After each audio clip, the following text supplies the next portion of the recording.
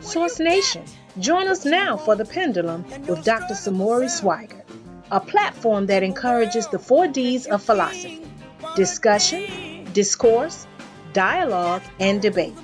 Prepare to travel from the past, present, and have discussions of future implications and projections with a correlation to African Americans. These topics are intended to grab your attention, cause contemplation, and encourage some form of action. From the world to the White House to the hood and everything good, the pendulum is swinging your way. Source Nation, here is your host, Dr. Samori Swygert.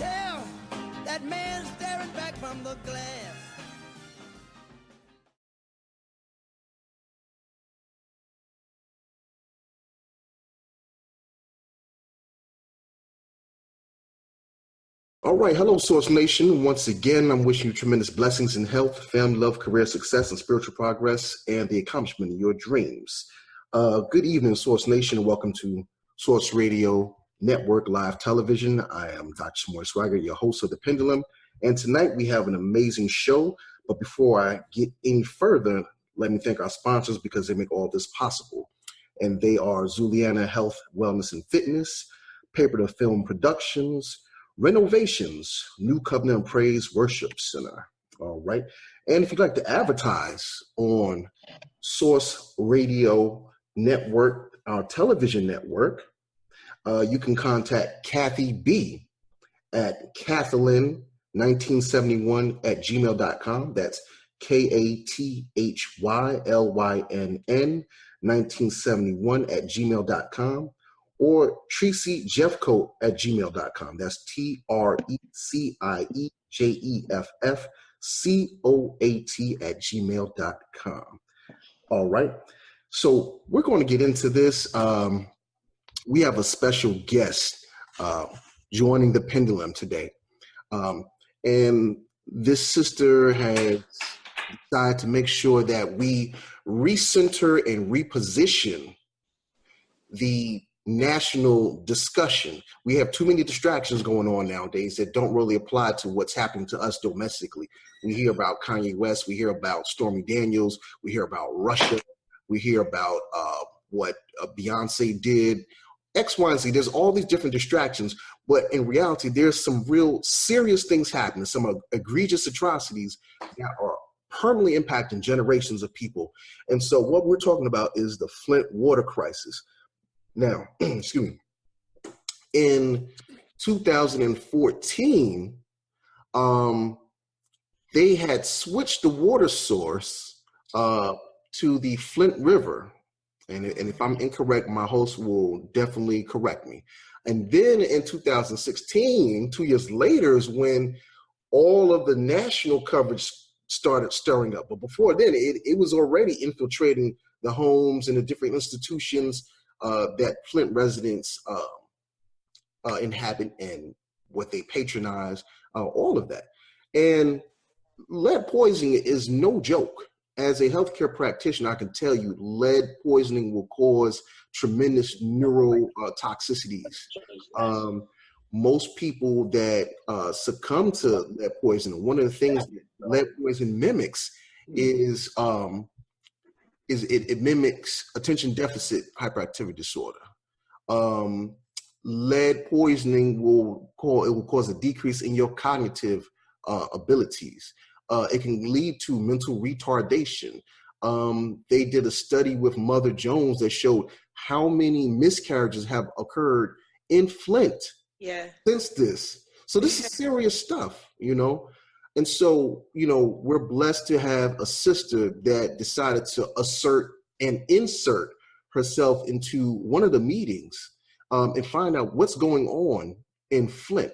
Her son, I'll let her go ahead and give it the full scoop. But we're blessed to have Sister Ariana Hawk in the building from Flint, Michigan, and welcome to Source Radio Network, Source News, Source Radio Live Television. How you doing?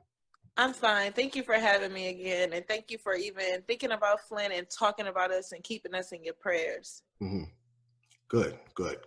It's no problem at all. Like I said, we have to make sure that we refocus the conversation, national conversation on this.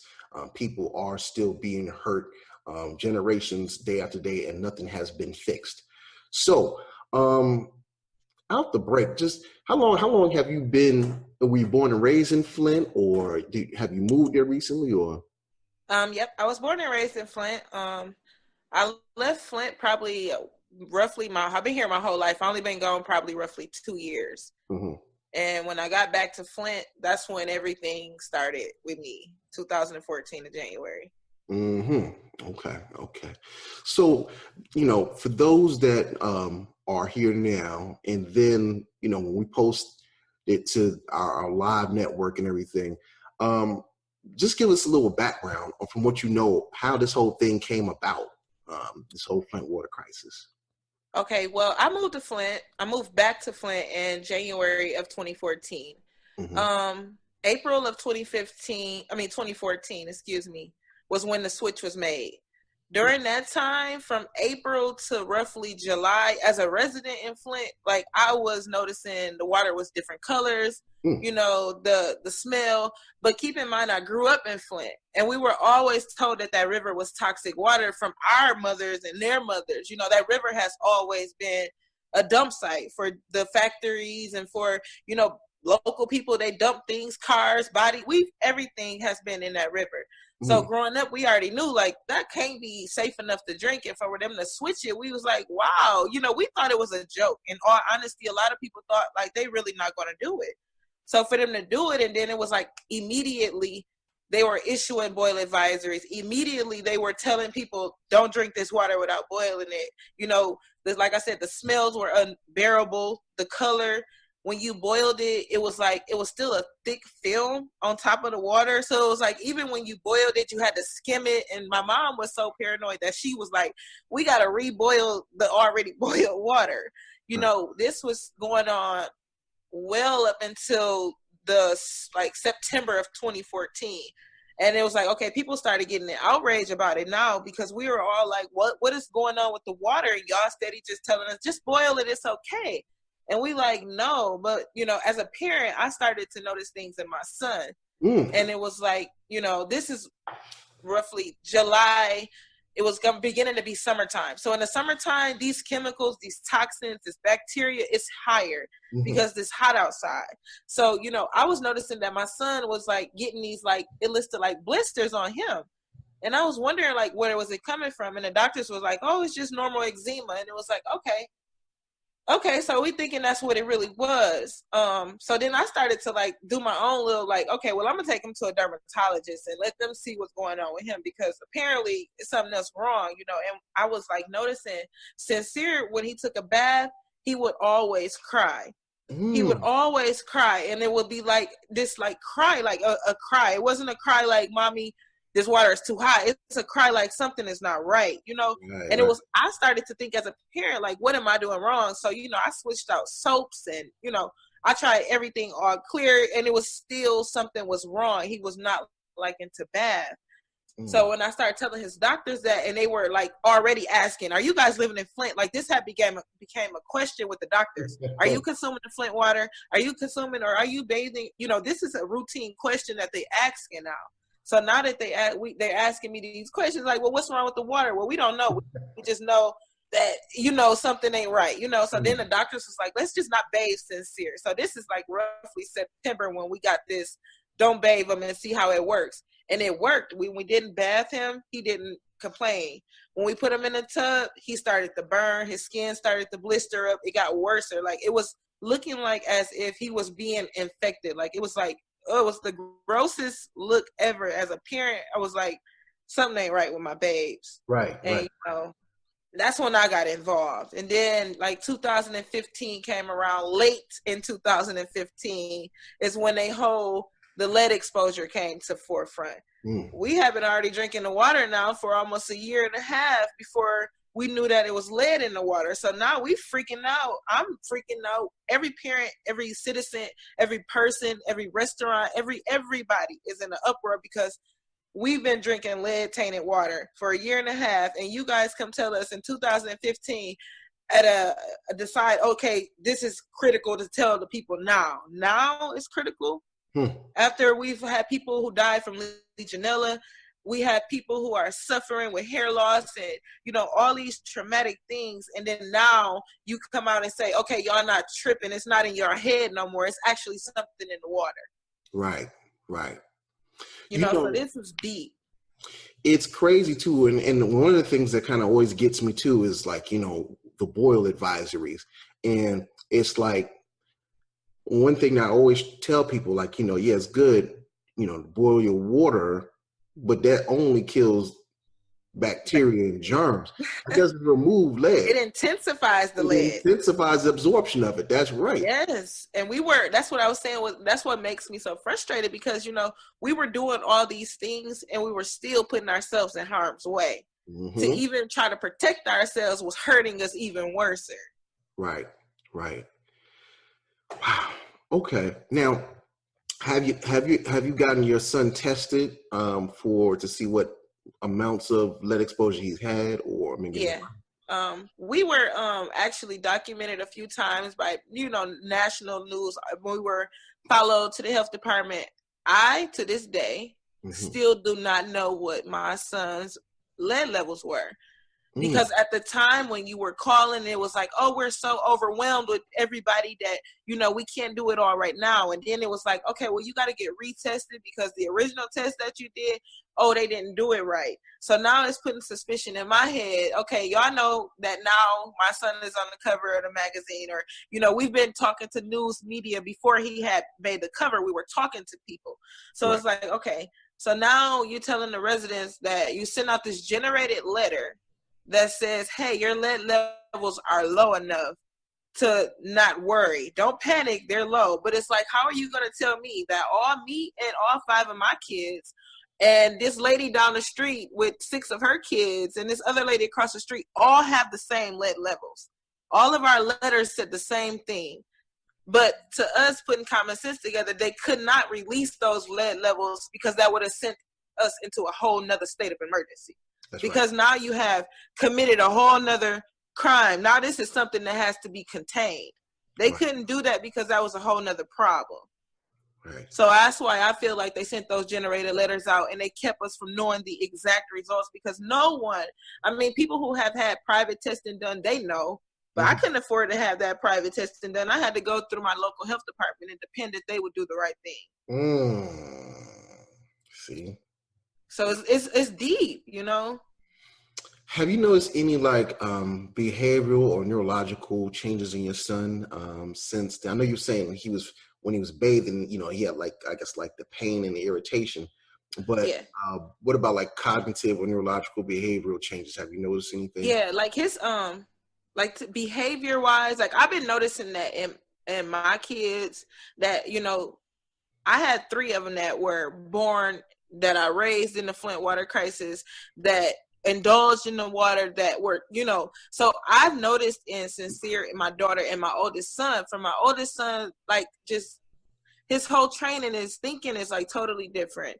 He's like mischievous in school. He was never a mischievous child. You know, he's getting kicked out. He don't know why he's out. He can't even tell me why he's angry or why he feel like he need to fight. You know, I tell him, like, what's wrong? He don't even know. He can't tell me why he want to fight somebody. See? You know, Sincere, like his teachers are like having a hard time with him learning. Like, okay, it's not like he's retarded, but it's like he's not catching on as quick as he should be as a 5-year-old student. He's getting ready to go to kindergarten, and it's still hard for him to, you know, write. It's hard for him to, he understands colors, he understands things, but it's hard for him to reiterate it back. You know, so it's like behavior things, like I've been noticing all of this, and it's hard to have a doctor on your side and say that, yeah, this could be effects of lead, or yes, this could be a sign of this, because all they gonna say is, it's just a child going through this phase or this age or this, that, you know, so that puts me into a point where I'm thinking like, okay, well, am I crazy? Is my kid crazy? No. Because everybody is telling us that, it's just an age thing. And once they get out this age, it won't happen again. Or, and I know from being a part of this water crisis that a lot of this stuff that these kids are going through is because they were firsthand poisoned. It's not because it's bad parenting or we're not doing what we're supposed to do as parents. It's because the government poisoned our kids and they allowed it to go on for so many years that it messed them up. That's right. 100%. Like I said, one of the biggest signs is behavioral. It literally, like they say it mimics attention deficit disorder, attention deficit hyperactivity disorder. And we know just outside of lead poisoning, when we talk about children that have been diagnosed with attention hyperactivity deficit disorder, they're usually targeted as being, they're violent, they're they're disruptive in class. So it's already manifesting. Exactly, which is what I'm going through right now with my 11-year-old, and they saying that, oh, this is just, just a problem child. He's not a problem child. He can't tell me why he's doing these things. Right. It's not something that nobody's picking with him or this person is, he just acting out in anger. Right. He doesn't have anything to be angry about. Right. He's 11 years old. He's having these breakdowns mentally. Mm-hmm. I give you definitely my heart goes out to you, man, I can only try to imagine. With that being said, you made it an effort to become part of the fight. Tell us a little bit about how you got involved, because I know you got into like a meeting and, you got a chance to hear the other side that the public may not have been privy to. Tell us a little bit about that and what happened there. Okay, so I really moved away from Flint in 2016. Mm-hmm. And 2017, I left and tried to get away from the whole issue of Flint. Mm-hmm. And, I was forced to come back here, which made me get back involved because they were denying me and my kids the benefits that were entitled to us as being a part of the Flint water crisis. Our health care, we didn't have it anymore. We didn't have the extra food benefits. We didn't have the essentials that they were providing for all these children who were affected by lead. And their reason for telling me that is because, oh, you left. No, I left to try to better myself and my children. But those benefits, that health care, they should be entitled to that for the rest of their life. I didn't do this to them. They did. You guys did this to him. And for you to tell me that because I moved to a privileged area of Swartz Creek, Michigan, that I shouldn't be entitled to get those benefits that people in the city of Flint are getting and people who are moving into the city of Flint are getting. And, this is what my issue was, is people are moving here who had never lived here before. Maybe they're moving here because it's cheap. They buying a piece of property and they're entitled, and their families are entitled to get those benefits because their address says Flint. But mine don't say Flint no more. And my kids lose out on their health care. They lose out on the extra programming that you have because I left. So I got back involved and started attending meetings and going to city council meetings and, hearing what was going on. Like the public needed to know what was going on in city council meetings. They needed to know what was going on in Lansing and the Capitol. So, as a citizen, I did things like recording, city council meetings for public to see and to hear, like, listen, y'all, they making decisions without us knowing. They're making decisions and telling us, okay, that they did not know about the water crisis, that the water pods, our points of distribution were going to end. And yet in January of 2018, you had a discussion that you said, okay, they're going to end in April of 2018. But you decide to give the public a 3 days notice and tell them, we cutting your water. We're going to cut your water because you guys are now under your own control. The city controls its own self now. We're no longer a state control. So we're pulling it completely out. Now your local official has to figure out how you guys are going to get this water. So that was my anger because I felt like you guys knew this in January of 2018. You didn't even give us a landlord tenant 30 days notice. You gave the public 3 days and told us, oh, well, after our mayor asked for a meeting, you told us to get over it. Get over it? How do you get over something when the state of Michigan is legally, they're telling us, do not use the water without a filter? That's something wrong with that statement right there.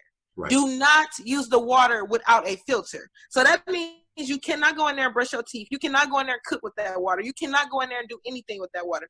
Now you have to provide a $25 filter plus buy a $19.99 replacement and try to maintain this every 30 days so that you won't poison yourself and your kids. But yet he tells us to get over it, and you're going to pull the water that people have died for, that families are suffering for. That water wasn't free water. People lost lives for that water. People fought hard for that water. We deserved that water. We deserve for the state to continue to provide that bottled water until our service lines have been replaced. Like we've been telling them, just because you say you replace 8,000 service lines, it's 75,000 families here. What did you do? You didn't put a dent in the problem. Right. We have 9 schools here that 5 out of the 9 are still testing for high levels of lead. You have restaurants that are now in panic and of fear because their water hasn't been tested since 2016. It's 2018 now, and now residents have getting private testing done and finding out, no, our lead levels are high. The bacteria is high. The chlorine is high. They're lying to us. And every time we go out to a meeting or a protest, the media puts it out there, oh, the leads are safe. The lead is no longer what we're worried about. Because we know now that you have already poisoned the media and put that out there that the lead was the only thing. The lead was never the only thing. It was the biggest issue, but it was never the only thing that the residents were in fear of. We were in fear of a lot more. And now you're putting the chemicals to combat the lead, to control it. That's a whole nother chemical that you're putting in the water. That's right. That we were never exposed to in the beginning. We were never exposed to that chemical that they're using to treat the water. So that's a whole nother chemical problem that we are facing. We don't know what the reactions to that chemical are. We don't know what the causes to that chemical are because they don't tell the public what it is. So you got people like me and other people who I'm working with to try to dig deep and to go deep and get dirty with it. Yep. Because enough is enough. We've been going through a crisis for 4 years. And like I said, they fixed those surrounding cities in Flint like that. This little bitty city has been going through this for 4 years. 4 years. 4 long years that we've been fighting for clean water, fighting to get our pipes replaced, fighting for our kids to be able to go to school and drink their water from the faucet safely. They still got trash bags on the fountains. We have to provide bottled water for them to go to school with now. People are not providing water. The school board is not, United Way is doing what they can do, but they can only supply what they can supply. When your kid got to get a pass to go get water, and then by the time it's 4th hour, they're done with the water. There's no more water. So now they're thirsty for the next 3-4 periods. So this crisis is still ongoing. This crisis should have been resolved. The people of Flint should not still be asking for help, asking for clean water. This is the United States of America. Right. Too big to fail, right? That's what they say. The home of the brave, the land of the free, and yeah, you got a whole city that is being destroyed. It brings me, and like I was saying earlier, this is America. As Don Glow said, you might have to pack your bags, man. You might have to pack your bags because, so I have some questions. There were some people that have gave me questions that probably won't be in attendance this evening. But one of the things was the Hollywood actor Terry Crews. He's a Flint, Michigan native. Now, I know he lended his voice and celebrity to the Me Too campaign when it came to light that I guess one of the Hollywood executives had groped him or something in front of his wife. And he's like, he wanted to add his voice to the Me Too campaign. Do you know if he's done anything or to help out the city or spotlight the Flint water crisis as Terry Crews? No. His family doesn't live in Flint. They live in Mount Morris. He did live in Flint once upon a time. He made mention of Flint back in the beginning, like everybody else did, but he hasn't came back on the ground and checked on his hometown, or he hasn't reached out to the grassroots people or even the organizations to see what he can do as far as lending a hand, or, even far as, like I said, even making a mention, a tweet, listen, my city is still suffering. Right. That goes a long way because that's a whole nother outlook of people looking at Flint, Michigan again. Right. Right. When it was relevant to everybody, everybody was mentioning Flint. But a lot of people thought that we would be fixed by now. A lot of people didn't think that Flint would still be going on 4 years later. A lot of people who I reach out to was like, wow, I thought after the Flint movie, it was over. No. That was just a false, that was falsely told, but that isn't what happened. A lot of that is just movies. Right. Right. But that wasn't the water crisis. And when people think that, they honestly thought that the water crisis was over. Those heroes went away. Mm-hmm. Those 4 front runners went away. You know, they got quiet because they were in the media. They were out there. And then when they got those movie roles and those big old, they disappeared. You can't find Melissa Mays and Leanne Walters in Flint, Michigan protesting with us right now. You can't find them out there on the news talking to people and angry like we are right now. Right. You know, they gone. We still here. They not gone, but their light is focused on a whole nother outlet. It's not Flint. Because if it was still Flint, they would be using their big name voices and they Lifetime movie connects and Queen Latifah and all of these people who they worked with to tell them that Flint is still fighting. We using outsource. We trying to find our own media and our own people to talk to tell them, like, listen, we still hurting here. Families are still suffering. If you come to Flint, you can't walk I don't care if you walk to a random Joe. They're going to tell you the water ain't good. Don't drink the water. That's the first thing they're going to tell you coming from out of town. Don't drink the water. Don't take a bath in it too long. Don't give it to your pets. The water. This is Vehicle City where it's a car show down the street. Don't drink the water. That makes you not even want to go to a restaurant in Flint. That's what I'm saying. That makes you don't even want to go nowhere because you're thinking about Flint water still messed up now. Right. We're okay. When you pour this glass of water when I sit down at the table. Exactly. Your first question is this Flint water? Is this Flint water? Is this Flint water? Right. That should not be a person's first question coming into a city like this. That's true. That's true. That's traumatizing to everybody who comes in Flint because that's the first question they ask. So tell me now, I know they had the water distribution centers, right? And so they just shut it down. I mean, he just said like what? Because what was it? They made, and I'm just being real. They made a bad deal with the state. Melissa Mays and the concerned pastors made a deal with the state of Michigan that said that in that contract that they signed was saying, oh yeah, in 2018 in January, we pulling the water for Flint. But yet, like I said, they knew this and did not tell the public, the concerned pastors, Melissa Mays. None of these people told the city, hey, you guys need to be preparing because they finna take our water. We need to be taking action now in January 2018 before April 2018 gets here and they pull completely out. They weren't telling us this until April 13th, 2018. And by the 15th, that water was depleted because families were panicking because we were used to getting 8 waters a day.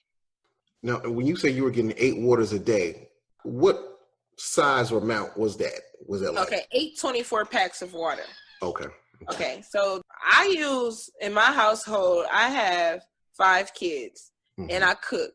And I have boys, which means I cook a lot. And they're thirsty and they go through a lot of water because they're now getting bigger where they're playing sports. So, they're in and out. It's summertime now. So I can go through 2 cases of water in one day. Easy. And you got to bathe. They brushing their teeth. I'm cooking with it. I'm doing a lot with this water. People I just told people for Christmas, to cook a Christmas dinner, we went through roughly 4 cases of water. And that's just cleaning greens, cutting and rinsing yams, prepping the turkey, prepping the ham. That's not to mention what we're going to use for the rest of the day. Right. So this is crucial. Right. Let me see if I get another question. One of the questions was, I know that 57% of the residents in Flint are African American. Do you think that gentrification is a factor? Do you think this is kind of like a weed out thing here? Yeah, I say they said 50%, but I think it's a bigger number than 50%. I believe Flint is predominantly Black. You know, we got a handful, maybe 10%, 20% white, but that's only counting because Flint has those suburban areas that population is, you know, probably that big. But this city of Flint, predominantly Black. Had this been a predominantly white city, had this been, like I said, one of those outside cities, this would have been fixed. It's because we Black. It's a poor community. They feel like we don't care. They feel like they ain't gonna care. They ain't gonna find out. They ain't smart enough. They feel like we just on the lowest totem pole.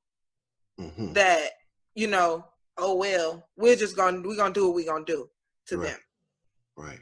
You know, and that's what kind of gets me, because, you know, as we talk about gentrification that occurs all across the country, they come in with all the land developers, these corporations, the banks. They come in with all this money and equipment, and they'll build a city up like in 4 years. Listen, I'm in Washington, D.C. In 4 years, I've seen what were historical buildings, schools, just everything. I've seen them up, I've seen them demolished, and I've seen them put in the piping, all that, to the point you just got new luxury high-rise condos in 4 years. So they can't tell me that they can't fix Flint, because they come in gentrifying, and it's like a whole transformation. It's a renaissance of the city, you know. We've had roughly $500 million to come in the city of Flint for the Flint water crisis alone. Donated money, state gave us money, and yet 4 years in the making, you can't even say, well, let's take out of that $500 million and give these families $2,000 to go get their homes fully filtrated from the bottom up. Right. You know, and then I could afford that, paying $100 a month or $100 every 3 months for maintenance. If you finna pay for my filtration system while you work on this stuff, right? You know, so much money came into Flint that the piping should have been done. Right. But you got these bogus contracts with these people who are getting paid millions of dollars a year to work, but they're only working 3 months out of that year. So once that money is gone, they ain't did but half the job, because it's cold in Michigan for 6 months out of the year. We got a whole rainy season. They not digging during the snow. They not digging when it's raining outside. They wait till the spring and summer get here and work through those seasons, and then they disappear. But yet they getting paid by the year to do this work. So they at the point now where the contracts are almost up. The jobs have hardly been touched, but the money is gone. There's no more money. So now you got a fast start initiative like the mayor is doing now to try to hurry up and get them to fix stuff now. Now you want them to work too fast to where now you got poor production. Right. Now you got them shaking up the ground and breaking in people, busting walls, and, you know, because they trying to hurry up and do it now. Haste makes waste, right. You know, so it's like they steady taking shortcuts, and my city is steady allowing them to put Band-Aids on problems that they should be fixing. That is heartbreaking that, you know, we're still going through this and not enough people caring. You know, not enough of our residents are speaking up because they feel, like I said, they feel like their voices ain't going to be heard. They're going to talk to the media, and the media going to still reverse what we said and say something totally different to where we feel like we've forgotten. That's what I meant to ask you. What is the local news? I mean, you know, you got like CNN and MSNBC, all the Fox News, the big national ones. But on the local level, how often are they speaking about the Flint water crisis? Our local news is so wishy-washy. I mean, they'll attend our protests, be all in full support, and then right after they air our protests, they'll put up a statement that said, oh, Governor Snyder said the water in Flint is safe. Oh, Governor Snyder said this, this, and that. And it's like, what? And we chew them out for this because it's like, y'all combating everything that when we call y'all out here, we ask y'all to come cover this, or we need some coverage. Y'all combating everything that we doing and putting it out there. So now it's looking like we crazy. Right. Because our local news is covering the protest, and then 3 or 4 hours later, they issue a statement from Governor Snyder that says, oh, Flint residents are fine. The water there is okay. He's supposed to be coming down here to drink the water. We was waiting on that in 2016 when he said he was going to drink the water and took a vacation on us. Right. You know, so your word is bullcrap to me. And I wish America and people in Michigan think that his word is not what it is. You know, I think what would be good, not saying that nobody's doing it, but because I believe it was a researcher from Virginia that kind of helped give the data. Yeah. He's another one who, you know, we feel like he gave up on us too. You know, the state got under his belt, and you know, he just got so much funding to his school for water testing, and he's this world-renowned superhero. But he left Flint in the dark because he got on there and said, yeah, those people are tripping. It's all in the head. The water in Flint is safe. Yeah, he did. He combated everything that he said and said, okay, the water in Flint is safe. So not only are people believing Mark Edwards, who came in here and said, okay, yeah, it's okay. After he just blatantly was just, the state is this, the state is that, the state is this. And then you, all of a sudden now it's okay there. Nothing's wrong there. I don't see anything wrong. Right. You know, you got people like us who've been watching him and being around him since the beginning. Like, really? Really? You gonna do this on national TV and tell the world that it's okay? Right. And now you profiting off of all of this because now you're a hero. Your school is getting grants left and right, and y'all getting all type of funding and all type of awards, and yet the city's still blinded. Somehow we need to get some good ethical researchers that can come out and do on-site and point of care testing of public water supplies and put it out to the public. Like, look, as of 2018, these are what the real levels are. These are what, despite what you hear, these are what the lead levels are inside the water in Flint. Nothing has changed. And it needs to get, you know, I don't know if you read Mother Jones. Mother Jones is a website, non-profit website. They do good work. I would probably definitely try and reach out to them and see if they can get like some of their investigative journalists out there, because they do good journalistic work, and they put a lot of, like, they blow lids off of things. Like once they sink their teeth into something, they put it out there, because I'm telling you, we're way too distracted as a nation on the wrong thing. Yeah. People are just not caring about Flint. I'm telling you, I just know. I know how we are and how we think. You know, it's basketball season, it's hockey season, soon we'll be going into baseball season, you know, and then, you know, Memorial Day, or, you know, it just the cycle goes on, and then we'll have another school shooting, Trump allegations that come out, and then people just forget about Flint. Like, but we can't allow that to happen. Let me ask you this question. Somebody said, what has Congress said about Flint in 2018? And you have people like Maxine Waters, Charlie Rangel, Al Sharpton, Jesse Jackson. Have any of them came into Flint, or have you heard them mention anything? I believe Maxine Waters, she came to Flint. I know for sure Reverend Jesse Jackson, he's a big advocate for Flint and the water crisis and trying to help as much as he can.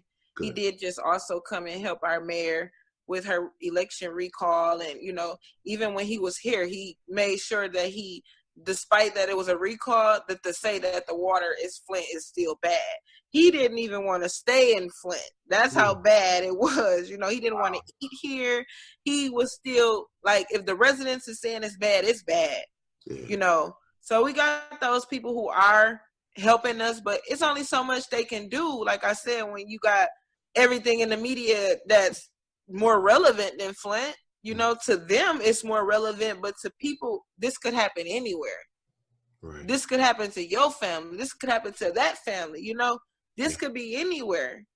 Flint is just an example of how America has to really focus on what's actually going on instead of what's popping. There you go. Because what's popping ain't always what's popping. Right. Because we talking about Kanye, and yet you got people in Flint who getting brain cancers or all type of different diseases that shouldn't be happening in America. But because Kanye talking about what he want to talk about, it's more important. Right. But we don't have the coverage. We don't have the media. We can't afford to call in a private investigator.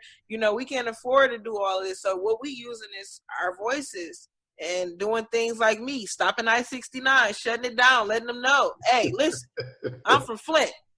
Hey, this is the last exit, which means you don't live here. You need to know that our water is still bad. So you get your phone out, you record me, you record my group of us, you share it, you make it go viral. We need your help now. Because all publicity is good publicity. Whether it's bad, whether it's sad, I don't care. Like I told those people when they were sitting in that traffic jam on I-69, I'm sorry, but we still going through a crisis. That's and right. People need to know that this is actually going on. And to be surprised that those people, like I said, when I was talking to them, y'all don't live in Flint because this is the last exit for Flint and y'all done passed it. So which means y'all don't even know. And the half of those people did not know. What are y'all standing out here protesting for? Because our water bad? Because they still trying to kill us through the water? Right. Because it's the easiest way to kill off a whole generation. And you just put it in the water. It's odorless. It's tasteless. You can't smell it. People still gonna drink it. It's interesting because I think it was let's see if I could find it while I got my computer up. But there was when they had the black exploitation era, they had a movie where I think it was a white supremacist group went to poison Detroit water supply. Three the hard way. And that's what that was about. It came out in 1974. And that's what that movie was all about. You had Jim Kelly, Jim Brown, and I forget who the other guy was. Fred Williamson, Shaft. And that's what they were. It was those three men. They were fighting against the whole system because they're trying to prevent the poisoning of the water in Michigan by a white supremacist group. And that's what we have right now. But the poison of American City. Wow. Real talk. Let me get back to, before I do that, I do want to drop this in there because let me pull up the email. There's some people that are definitely trying to do some things. So I reached out to my fraternity brothers. I want to see what they may have been going on to kind of remedy the situation. We try to do as much as we can with what little we have. And so I'm a brother of Alpha Alpha Fraternity Incorporated. And I know you had reached out to Andrea Jeffco, and, she sent a question my way. And so, I reached out to some of the brothers in Flint. And so they have the alumni chapter, Epsilon, Upsilon, Lambda, and Theta Tau chapter out there. So I reached out to them to see what they're doing to remedy the situation. And so brother Lindsey Williams, and he's actually he may be on mute, but I see him there. So he wrote back, he said, as you know, following the MDEQ release of water quality data on April 7, 2019, the state of Michigan announced the discontinued resource of bottled water for Flint residents. The state's decision has been met with extreme disappointment by local residents as trust issues remain with the information being provided. This trust concern will not be alleviated until all lead service lines in the city have been replaced. Important. The members of the Epsilon, Upsilon, Lambda, and Theta Tau chapter remain committed to addressing these matters with the following actions being taken by the Flint chapters. The remaining funds in our Flint Water Fund will be used to purchase water that will be distributed through one of the 3 community help centers. These help centers are strategically located throughout the city and provide a number of services in addition to serving as water distribution sites. Point 2, brothers from both local chapters, as well as the young men of our Alpha Esquire mentoring and leadership program, volunteer at local community help centers to assist in the physical loading, unloading, and movement of water.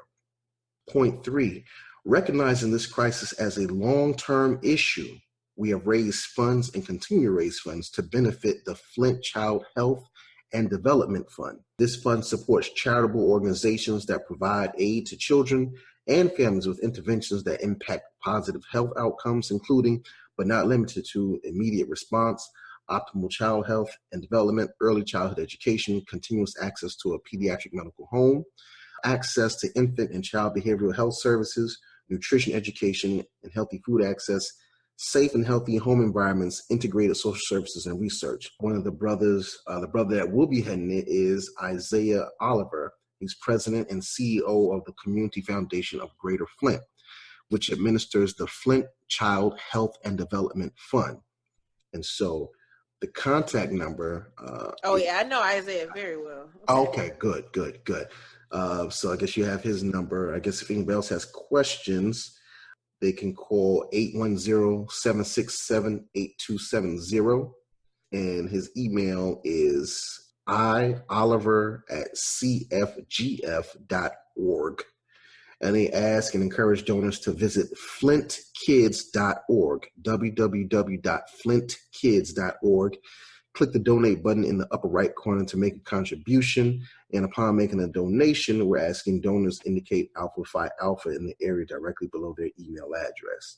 And so that was coming directly from Brother Lindsey Williams from the Epsilon Upsilon Lambda chapter, and also with ties with Theta Tau chapter. So these brothers are out in Flint, Michigan, doing what they can. I mean, they are definitely not the government, the local government. They're not the federal government, just good brothers in the service of humanity. So I was glad that they had some info to kind of help shed light and provide some service. We deal with thousands upon thousands of people. You can only do but so much, but just to have some people working in the vineyard, so we can ask for. So I'll make sure we keep circulating that on our platform, on my Facebook page, and more. But what are some things that you want the public to know? Because, right now it's just us right here, but once we post everything on all our different outlets and sites, people are going to be looking and listening. What are some things you want people to know about Flint, if anything else? What's something you want to take home? There's a lot I want people to take home. I want people to really just understand that this is a poverty-stricken community, predominantly Black, that pays one of the highest water bills in the nation, a city that has been told by its state officials, its local officials, that the water isn't safe without a filter. I really would like people to just think about those things and just imagine this was your city. Imagine they were telling you these things and not me and not some random people. Imagine they were telling you these things about Flint or about your town. But this is going on in Flint right now to this day. You have people who don't know where they're going to get their next source of clean water from, who don't know if I got 8 bottles of water left. Do I give my kid 2 to send to school, or do I keep these home? Do I leave my baby to make water from a filter that isn't proven to be safe, or do I use these bottles of water? You got families who are choosing between giving their kids poison that the state is saying is okay, or clean water. We have people who cannot afford to put in a budget when they are already paying a $250 water bill, to not only figure out how you're going to pay that $250 and then figure out how you're going to come up with another $125 to buy bottled water, to buy a filter, to buy replacements, and keep that going throughout these summer months. Real quick, I meant to ask you this. So they're actually still making you guys pay water? Are they? They're going to shut it off if you don't. I told them, I could understand you only making me pay a sewage fee, but to pay a water bill that is 2, 3, 4 times our neighbors' water bills are $30 and $40 every 3 months, or $100 every 3 months, and yet we have to pay $200, and that's just only, I'm speaking for myself, with a family of 5 who's trying to limit as much water as we can use, and it seemed like it's still high. Mm-hmm.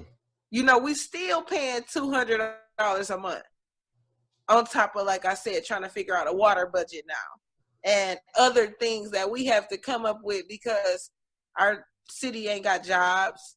A lot of us don't have $10 and $12. We're working off a $9 minimum wage. We getting paid every 2 weeks. We trying to figure out how to stretch that money to pay our bills and take care of our families. And then you tell us now, yeah, I'm gonna make you provide your own water. We are already doing that, paying $200 a month. You don't think that was common courtesy to provide bottled water? It's like we're begging. We're begging and pleading to not kill us, to not keep killing our kids. You know, we're begging the state to help us. Don't forget about us. Governor Snyder is out of there this election time. It's time for a new governor. What's going to happen to Flint? Is that governor going to care about Flint? Is those senators, those seats, those people going to care about Flint? Or are we just going to be left to keep dying off? People are literally dying from a bacterial pneumonia that they're saying is Legionella. People are dying from this bacterial pneumonia that they're not saying is Legionella. But this is a pneumonia that people are dying from. Let me tell, for those that are listening and will be watching on the rebroadcast, as a practicing healthcare practitioner, as a healthcare practitioner that works in the ICU, Legionella and Legionnaires' disease is no joke. That will take you out of there like that. That is no joke. No joke at all. So when you hear people saying they come down with Legionella-based pneumonia or bloodstream infections, that's serious business. Serious business. Continue, Aaron. Sorry about that. No, thank you. You know, just clarifying that, like, you know, that's death. By water. Right. Not by a bullet, not by a car, not by natural causes, by something that's a necessity. Water. It's killing us through the water. It's messing our kids' brains up through the water. You know, this is water we're talking about, a human right. That's right. This is not something that we want to have. This is something that we need. Our body is predominant, it's majority water. We can't fill it with the toxic water. We can't dehydrate ourselves. So what do we do in Flint? We keep fighting. We keep fighting. And we keep fighting until the fight is no more. Well, while you're here, I got to make sure I got all the questions, because this is just... Oh, no, this is what I want to ask you. Taxes. Like, I mean, you know, you had tax day come around. You guys should have were when you file your taxes, was there anything that where you could write off on your taxes, being that you were No. You got people who, my grandmother wants to sell her house, but because her lead lines are tainted and everything else, her value of her house went down. She can't get nobody to buy that house unless she put $15,000 worth of work into her house that she should never have had to do. This right here, that statement right there that you just told me about what they're doing with the property, that lets me know this is also part of gentrification. It is. Let's let it run itself into the ground. Let the inhabitants either die off or run off. Yep. Come through, scoop up the property for cheap, renovate it, and then we just set redevelopment at its finest. You know, and people shouldn't have to be choosing between, dang, do I want to let them buy my house that I know is worth what it's worth? But because they done told me that you got to put $20,000 more into this house in order for you to sell it, I got to sell it to them for the little or nothing. You know, they're not saying we got programs for homeowners we will cover or we will help you to redo your service lines. They're not thinking about the damage that they done to people's homes, or that these people got to just basically give their home away to land bank for free, that they done put all their hard-earned time in, their life, their family, everything that they've done put into this home, they got to give it away. You know, like that's hard for families to do. That's why a lot of people is just leaving and giving up, because they at your door, or they telling you can't sell your house, and if you do sell it, you gonna get it for cheap, give it away. I might as well just leave it here and let the people just tear it up. before I give it away to y'all. Right. You know, people is really doing that. They're just packing up and leaving their houses and they just leaving. They're packing up. You know? And they getting away from here. And a lot of us are to that point where we're ready to get away because we don't know what's going to happen next. You know, if this go on for another 8 years, it won't be a lot of us here. It'll probably be none of y'all there. Flint, you know? Yeah. No, it'll probably be none of y'all there because of the fact that how much the health, just the health burden itself on the children and yourselves, how much will you be paying to get the proper services to treat the different physiological conditions and ailments and diseases that's going to arise from that? Exactly. Yeah, no, 8 years, 8 years will be a genocide. Yeah, at its finest. And it's going to be a quiet genocide. Yeah. You know, it won't be public. It'll just be like, dang, what happened to Flint? And the next time somebody come to Flint, it won't look like Flint.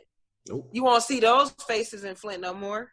No. You would probably see a handful, and they'd be somewhere far away. Right. From the public eye. Flint is going to look totally different if people don't start speaking up and start trying to take this city back. True. What about voting? Have you heard of being that, Governor, was it Snyder? Yeah.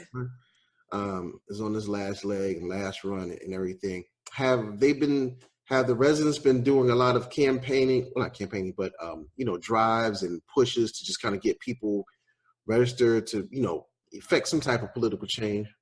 Yeah, we've been working a lot, trying to, like even with getting people on the buses to Lansing. While we're on the buses, we're signing people up to vote. We're letting them know that, don't let them tell you your vote does not matter, your vote don't count, or don't feel like because it's not somebody on there that you like that you should not go out there and vote for somebody. Because if you don't vote and you get somebody in there like Snyder again, you're gonna be mad you didn't vote. That's right. People have to do their homework, or you got to look on TV, or you got to figure out somebody that you think gonna represent you enough to go out there and vote for. Because sitting at home and letting everybody of a different race go out there and vote for who they want to, and my black people sit at home, that ain't doing nothing but hurting us. That's right. That's hurting us because we ain't speaking up. We ain't letting our numbers speak. We sitting back. And if black folks come out in volume and vote and do stuff like that, that changes things. People don't understand that just because you think you don't count, it does count. Don't let your friends tell you that y'all ain't gonna matter, y'all shouldn't go vote. It ain't but 5 minutes. Go down there and sign up and vote. There you go. You wait in line for the new iPhone. For Jordans and get your nails done and, all of that other stuff, which is cool if that's what you want to do.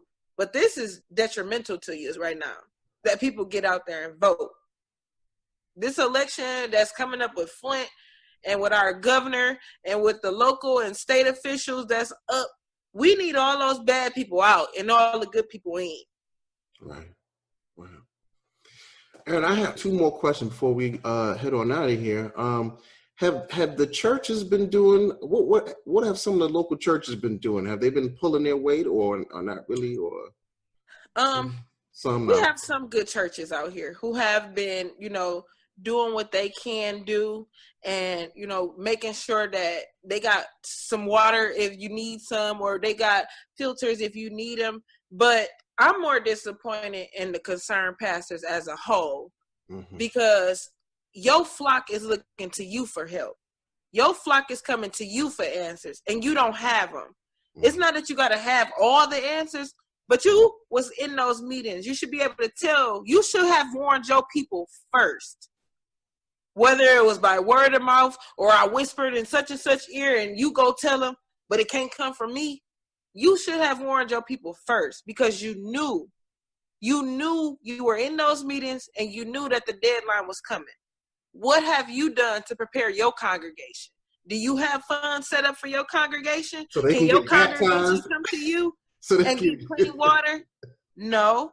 They got to get baptized, right? And they got holy water. So it's like these are the pastors, I'm disappointed in. You are God's people. We come to you and you let us down because we got churches everywhere in Flint, and you got maybe 3 or 4 that are operating at least 2 or 3 days a week for people to come get water. Okay. In a city where it's a church dang near on every corner, it ain't no way you haven't took up a donation to go get bottled water for your flock, or took up donations to provide water. Okay, well, we're going to give out water on Mondays. What can you donate to us giving out water on this day? You know, there's no way you haven't came up with those, and you guys riding around fancy. You guys living your life. Y'all ain't living here in Flint. I'm pretty sure you're not. Right. You know, so this is why I'm angry at the pastors and the concerned pastors, because it shouldn't be 4 churches. It should be all 18 of y'all working on a different day of the week. You don't put that strain on those 3 churches to operate Monday through Friday and try to come up with digging out their funds to provide by themselves to y'all flock, to y'all people. They coming to those churches. They're not going to their home church.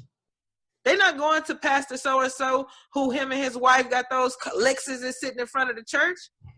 They're not going to y'all. Right. Because y'all basically told them the same thing the governor told us. Get over it. So that's how I feel about the pastors and what they doing in the city of Flint. They could be doing a lot more. They could be using their voice. They could be using the Concerned Pastors Association. They could be doing all of that to get resources like bottled water. Right. The other thing that I wanted to ask you, and you're right, they could, and reaching out to their fellow colleagues in other cities, like, hey, pitch in. The last thing I wanted to ask you was, there needs to be some type of initiative where it's just free healthcare for life. That's in our list of demands. It has to be. It has to be. That is something that was done in Libby, Montana, where it followed when they did I think it was an oil spill in Libby, Montana. Those families that were affected by that oil spill are covered for the rest of their life under a health care plan. So it's something that can be done. It's just the state don't want to take on that burden. The state don't want to look any better than what it already looked at in 2016. The state of Michigan looked at so bad as a whole to see one city make national news for a water crisis that y'all could have prevented. They looked at bad. So the only thing they can do is try to make themselves look good all the way up until after these elections is over with. Andrea, I think I'm gonna have to go on my soapbox and rant and I'm gonna have to create this initiative for free healthcare for Flint residents, starting from those who are born in 2014 and beyond. Period. It has to be an initiative. It has to. I'm gonna have to get on my Tupac box. Seriously, it has to be though. And that's a list we've been including that in our list of demands since the very first march on Lansing's ground. Mm-hmm. Our list of demands has not been met yet. Partially a Band-Aid. We're gonna get Medicare to everybody in the city of Flint, but if you leave, oh well, that's a partial. No, you got to flip that to include everybody who was affected by this water crisis. Everybody, every child, every mother, every adult, every senior, every institutional prisoner that was in a Genesee County jail drinking that water should be entitled to get health care. That's right. I agree 100%. It's just unfair that they're looking at it like it's not relevant. Very true. All right, well, Sister Ariana Hawk, we definitely appreciate you for coming in and being open, being honest, and just sharing everything that's happening in Flint while people are just sleeping and being distracted, So we definitely appreciate that. We appreciate you for coming in and sharing all that with us with Source Radio Network. You always have a platform. If any new developments happen to come up and you want to shed some light, you know how to reach out and contact us, and we'll welcome you right back on again. It's always open. So before I close out, was there anything else that you want to say? Flint is still fighting. All right. Flint is still fighting, people. Y'all hear that? Still fighting. Still fighting. Still fighting. All right. So, everybody, that was Sister Ariana Hawk from Flint, Michigan, giving us the real talk about what's happening, what's not being disclosed, what's being hidden, what the conditions of the people are, the health burdens and hurdles that they have to face, the financial burdens that they have to deal with, the day-to-day activities that are inhibited because of the lack of water, the political structure that's kind of avoiding accountability, the different institutions that could help, that should help, and some may not help. We gave out some information from the Brothers of Alpha Phi Fraternity Incorporated, where you can go to flintkids.org and donate there. And you can also learn about where they have the different water distribution sites that they're doing through the Epsilon, Upsilon, Lambda, and Theta Tau chapters of Alpha Phi Alpha Fraternity Incorporated. And we're going to be closing out now. Once again, my name is Dr. Samori Swygert with Source Radio Network. And once again, if you'd like to advertise with us on our platform, you can contact Kathy B at Kathlyn1971@gmail.com. That's KATHYLYNN1971@gmail.com. Or Tracy Jeffcoat at gmail.com. That's TRECIEJEFFCOAT@gmail.com. We want to thank our sponsors, Zuniana Health, Wellness, and Fitness, Paper to Films Productions, Renovations, and New Covenant Praise Worship Center. And also, if you want to find out more, we got our TV station. So you want to check that out. That's www.yourbtv.info,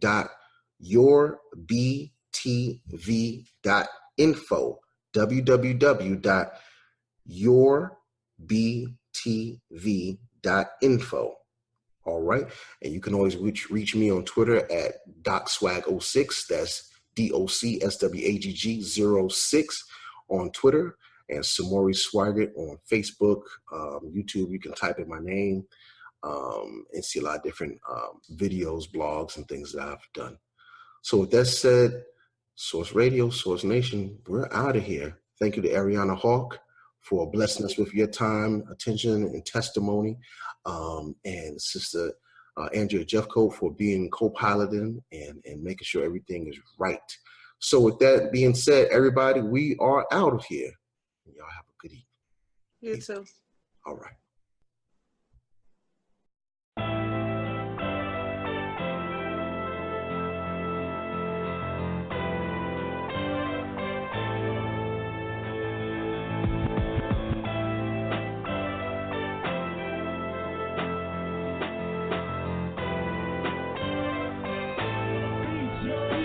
Get at me for features.